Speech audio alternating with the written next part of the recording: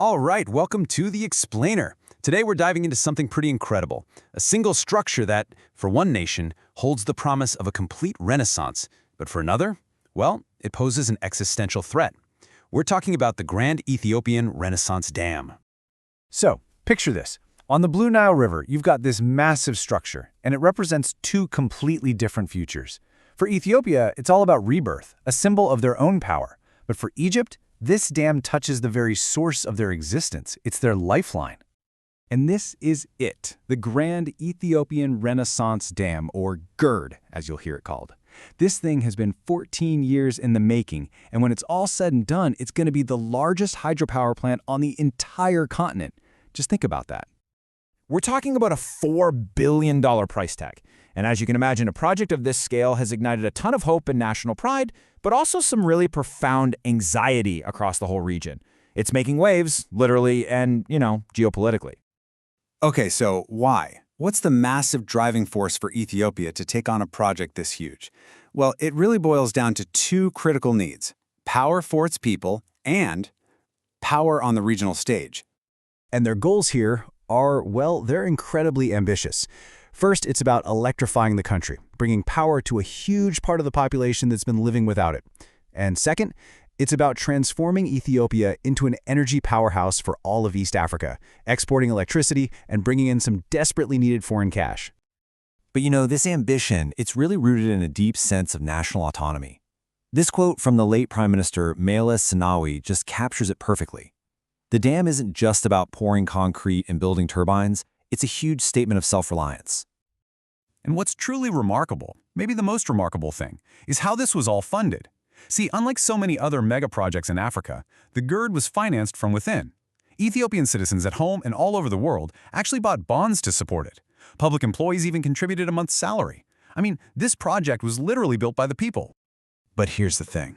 The idea for a massive dam on the Blue Nile, it's not some new concept. Not at all. In fact, it's the culmination of a dream that's been put on hold for decades, shaped by the twists and turns of global politics. If you look back, the concept for a dam right here actually dates all the way back to a U.S. study in 1964. But for almost 50 years, nothing happened. You had regional turmoil, civil war, the Cold War. All of it kept these plans sitting on a shelf. It wasn't until 2011 that the vision was finally dusted off and brought back to life, becoming this absolute cornerstone of modern Ethiopia's development goals. Okay, but for the nations downstream, Ethiopia's dream, well, it looks a lot more like a potential nightmare. For Egypt and also for Sudan, this isn't about getting more electricity. It's about water, plain and simple. And to really get why, you just have to look at the map. It comes down to simple, unchangeable geography. The Blue Nile, which, by the way, provides most of the Nile's water, starts up in the Ethiopian highlands, and that gives Ethiopia a massive amount of control over the river's headwaters. Now this number, 80%. This single figure is the absolute key to understanding Egypt's position. It explains decades of anxiety, a whole lot of diplomacy, and exactly why this dam is seen as such a monumental threat. So what is that 80%? That's how much of Egypt's fresh water comes directly from the Nile. For a nation of over 100 million people living in an arid landscape, the river is a lifeline in the truest sense of the word. So any change to its flow, especially while the dam's reservoir is being filled or during a future drought, it's seen as a direct threat to national survival. And this fundamental conflict has led to, well, a huge diplomatic standoff. For years, you've had talks mediated by the African Union, the US, you name it, all trying to hammer out a legally binding deal on how the dam should be filled and operated. But time and time again, the negotiations just end in a stalemate. They can't seem to find a solution that makes all three nations feel secure. So, here we are. The dam is no longer just a plan, it's a physical reality. Its massive reservoir is filling up as we speak.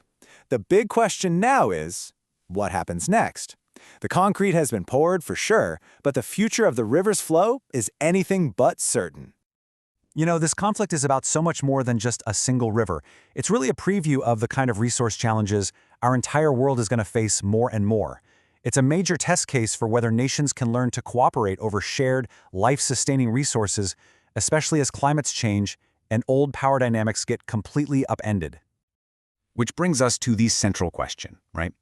Can this incredible feat of engineering become a source of regional cooperation? I mean, could sharing electricity and coordinating water management actually create a more prosperous future for everybody involved? Or is this dam destined to remain a symbol of division, a potential flashpoint for conflict? And that leaves us with one final, lingering question that is really going to define the future of this entire historic river basin. In a world with finite resources, who gets to write the rules for a river? A river that crosses borders, sustains millions of lives, and holds the dreams of entire nations in its currents.